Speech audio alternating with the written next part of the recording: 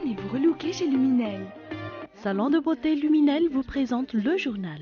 Luminel, osez être la plus belle.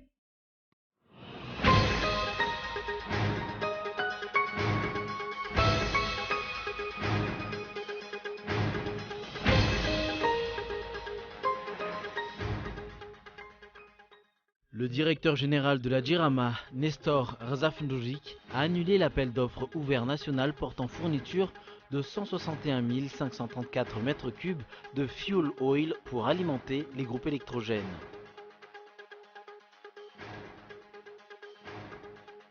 L'indépendance de la Haute Cour constitutionnelle est remise en cause par le parti Malagasy-Meramieng suite à l'avis qu'elle a publié sur la demande de ce parti de procéder à la désignation du chef de l'opposition au sein de l'Assemblée nationale. Le suspect interpellé à Istanbul avoue être l'auteur de l'attentat du 1er janvier. C'est ce qu'a fait savoir ce matin le gouverneur de la ville lors d'une conférence de presse. L'homme, âgé de 33 ans, est un terroriste aguerri entraîné en Afghanistan.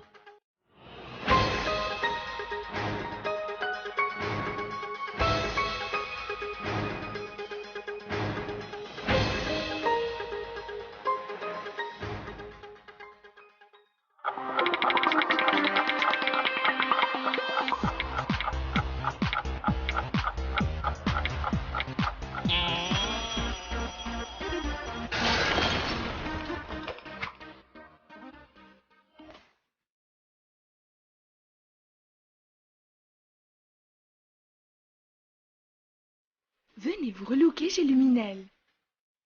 Luminel, coiffure tendance, extension cheveux, coloration, lissage brésilien, maquillage, extension cils.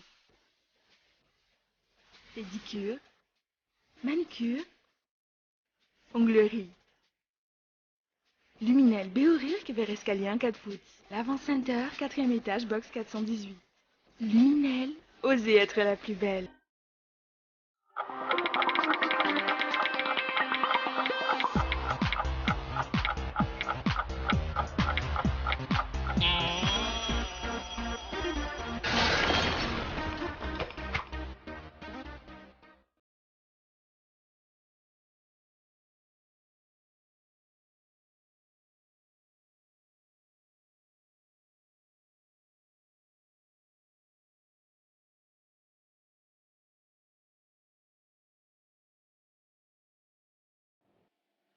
Bonsoir et merci de nous rejoindre dans cette nouvelle édition du journal en version française sur Cool TV. Dans l'actualité ce soir à Madagascar, le parti Malagasy-Meramieng demande un débat démocratique entre le chef de l'opposition officielle et le Premier ministre le 20 janvier prochain. La tenue de ce débat est inscrite dans la loi portant statut de l'opposition et des partis d'opposition. Une lettre a été ainsi envoyée à la primature et à l'ORTM pour ce débat. Reportage de Lily Rabiat. Prêt à en découdre, c'est ce qu'on peut dire de la lettre que le parti Malagasy-Meramieng a envoyée à la primature en vue d'un débat démocratique entre le chef de l'opposition officielle Adzu Andenenarvel et le Premier ministre Olivier Sulnanda-Sanama-Afali. Conformément à l'article 23 de la loi 2011-013 portant statut de l'opposition et des partis d'opposition, il est institué un débat démocratique entre le chef de l'opposition officielle et le Premier ministre tous les 3e vendredis du mois de janvier et le 1er vendredi du mois de juillet. En outre, un débat périodique est organisé entre le chef de l'opposition officielle et les membres du gouvernement et qui sera transmis sur les chaînes de médias publics. Aussi, le face-à-face entre ces deux politiques doit avoir lieu le 20 janvier prochain. Le directeur général de l'ORTM a également été mis au courant de cette démarche pour qu'il puisse prendre les mesures adéquates pour le bon déroulement du débat qui sera retransmis en direct sur les chaînes nationales. Il est à noter que la Haute Cour constitutionnelle a déjà marqué d'une pierre blanche l'importance d'un débat démocratique dans le pays. Selon cette Cour, dans le cadre d'un régime d'inspiration parlementaire comme à Madagascar, une démocratie est un exécutif appuyé sur la nation et contrôlé par une opposition parlementaire, que l'opposition parlementaire est au cœur du jeu démocratique et de l'équilibre des pouvoirs qu'outre sa fonction de représenter la minorité du corps électoral. La raison d'être de l'opposition parlementaire est de contrôler le gouvernement et la majorité parlementaire qui le soutient, de leur apporter la contradiction et de proposer des solutions politiques alternatives, que l'opposition parlementaire a vocation à exercer un contre-pouvoir politique qui tire sa légitimité du suffrage populaire. La demande du parti Malagas Miaramieng a été transmise aux autorités concernées. L'on verra si celles-ci oseront répondre positivement à cette invitation au débat de l'année 2017, un débat démocratique attendu par le peuple et la communauté internationale. Toujours dans le même sujet, l'indépendance de la Haute Cour constitutionnelle est remise en cause par le parti Malagas Miaramieng suite à l'avis qu'elle a publié sur la demande de ce parti de procéder à la désignation du chef de l'opposition au sein de l'Assemblée nationale. Les députés MMM vont de ce fait avancer une proposition de loi pour renforcer l'organisation et les attributions de la plus haute instance judiciaire du pays. Reportage de Ounassain.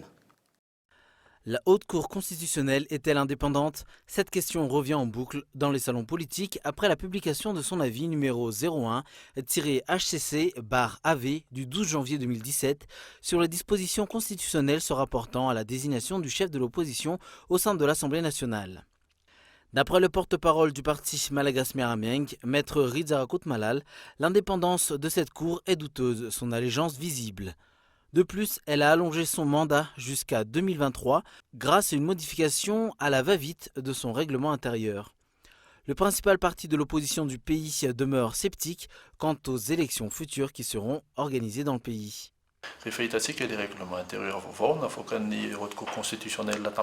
Le nouveau règlement intérieur de la HCC stipule que le mandat des hauts conseillers est de 7 ans à compter de la prestation de serment des membres, ce qui veut dire que leur mandat n'a commencé qu'en 2016 pour une durée de 7 ans. Nous émettons nos doutes notamment à la lecture des décisions et avis que cette Cour a pris pendant 3 ans. Cette Cour sera-t-elle vraiment indépendante lorsqu'elle jugera les prochaines élections présidentielles en 2018 et en 2023 ? À travers les avis et décisions qu'elle prend, l'on peut entrevoir que la Cour d'Ambouïda n'est pas indépendante, a expliqué le porte-parole du parti Malagas Miaramieng, d'où le refus de se prononcer sur la mise en place effective du parti en tant qu'opposition au sein de l'Assemblée nationale.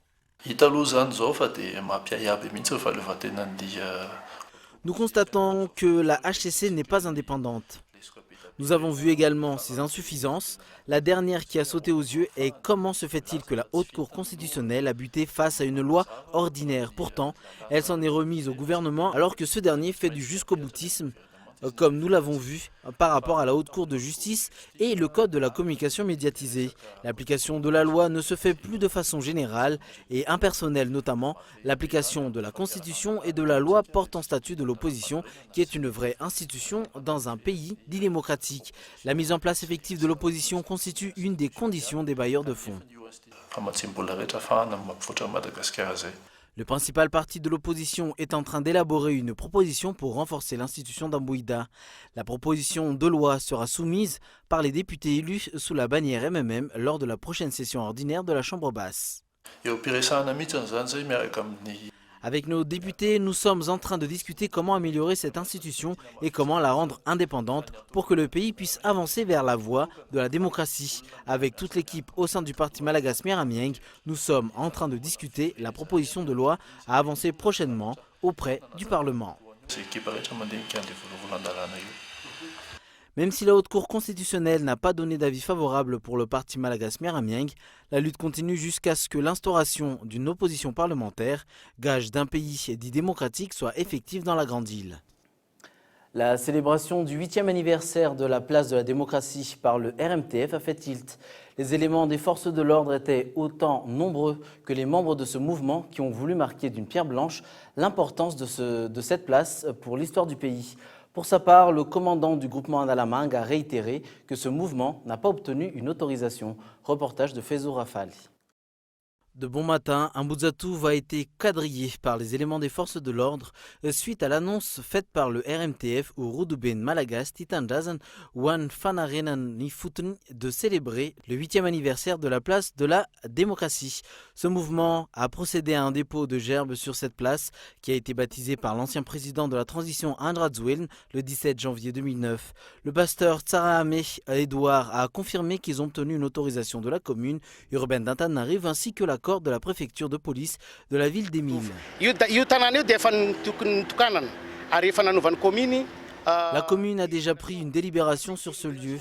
La préfecture de police a également affirmé la légalité de cette délibération, ce qui signifie que notre venue est légale et ne doit être confrontée à aucun obstacle. Si la préfecture de police a un problème, elle devrait s'adresser à la commune. Selon les explications, les éléments de l'Hémorreg ont obtenu une réquisition de la préfecture de police pour le maintien de l'ordre à Mbouzatouf. Le commandant du groupement Analamang a cependant réitéré qu'aucune autorisation de la préfecture de police n'a été délivrée. Nous avons été réquisitionnés par la préfecture de police pour sécuriser Mbouzatouf. Ces manifestants n'ont pas le droit d'entrer dans la place parce qu'ils n'ont pas eu d'autorisation. Ils ne doivent pas également manifester en pleine rue. Mais jusqu'ici, il n'y a pas eu de débordement. Ce n'est pas la première fois que ce genre de situation survient. La question se pose, Mbouzatouf est-elle toujours la place de la démocratie? Est-elle toujours la place où chacun peut exprimer librement son opinion sans pour autant enfreindre les lois en vigueur ou porter atteinte aux libertés d'autrui? Sur un tout autre sujet, l'affaire Belint à Majunga prend une tournure inquiétante. Le ton se durcit entre la population de Belint et une société étrangère qui se prévaut être le propriétaire des 26 hectares, source du litige. Le prétendu propriétaire a porté l'affaire devant la justice 40 ans plus tard, alors que des constructions en dur, habitations, centres d'activité commerciales y ont été érigés par les habitants. Selon les explications, les habitants de Belint ont alors décidé de porter l'affaire auprès du Conseil d'État. Résultat, 80 maisons sur 150 se trouvant sur ces terres ont été détruites. Un ministre au sein du gouvernement a été cité par la députée Rahantanirina Lalaudinin. Pour le représentant de la population à Belint, ils ont été privés de leur droit fondamental qui est le droit de propriété et les décisions judiciaires ont été ignorées. Sur un tout autre sujet, le directeur général et personne responsable des marchés publics de la Djirama, Nestor Razafindourik, a annulé l'appel d'offres ouvert national portant fourniture de 161 534 m3 de fuel oil pour alimenter les groupes électrogènes. Il a complètement viré de bord après que l'affaire a été portée au grand jour par la rédaction de Cool TV. Les détails avec Boisa Razanatsu.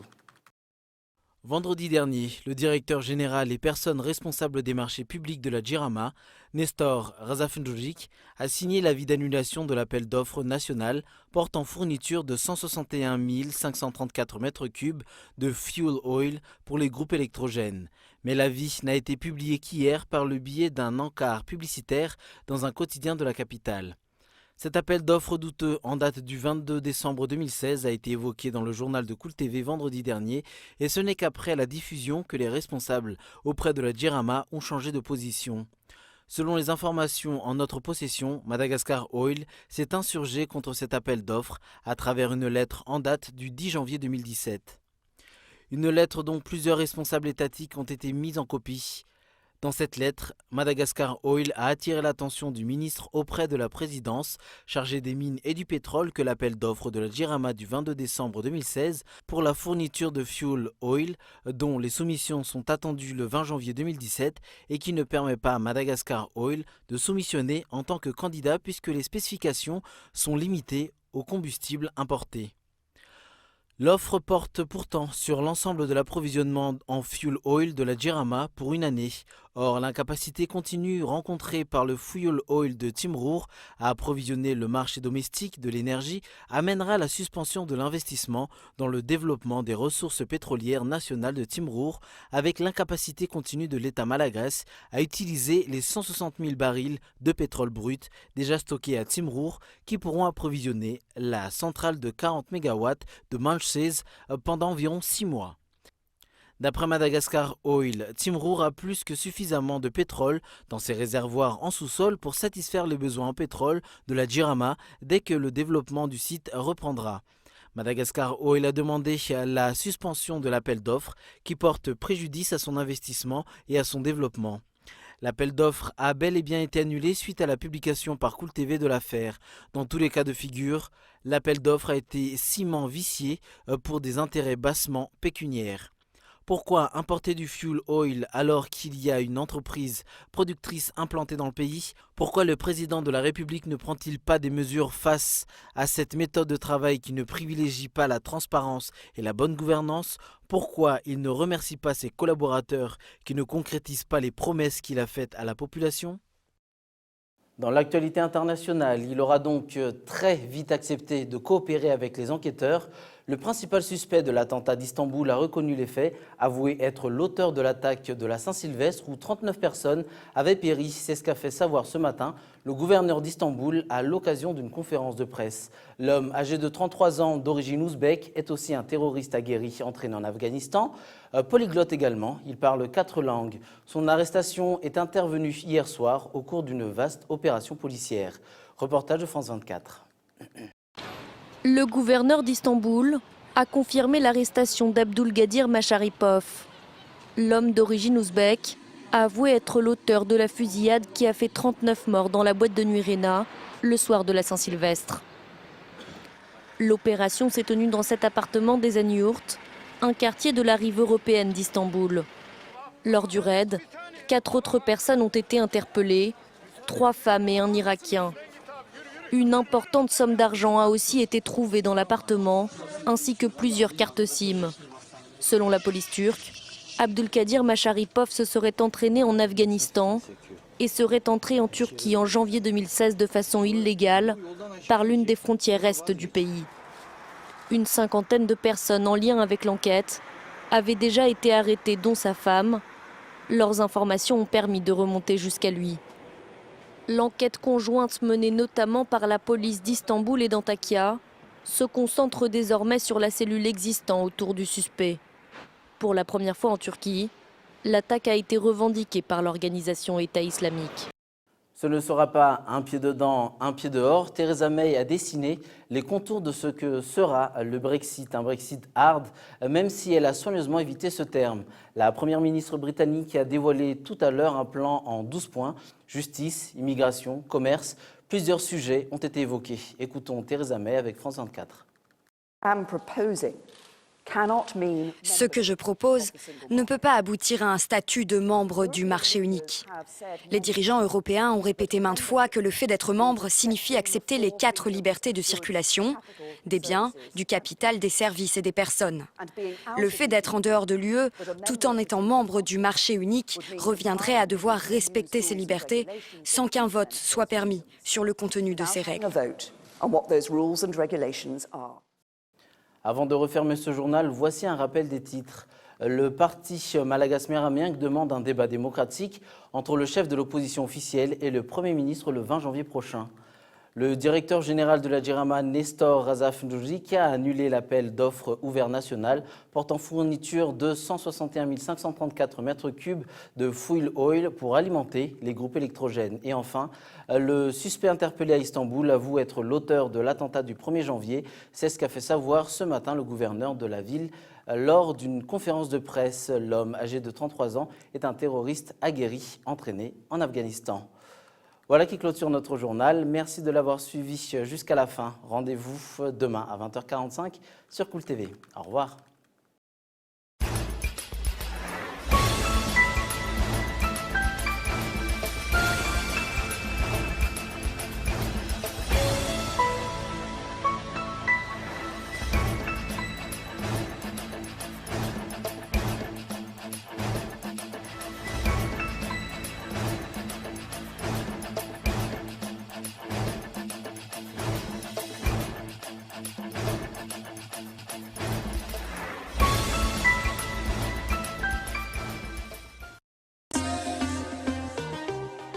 Venez vous relooker chez Luminel. Le journal vous a été présenté par Salon de beauté Luminel. Luminel, osez être la plus belle.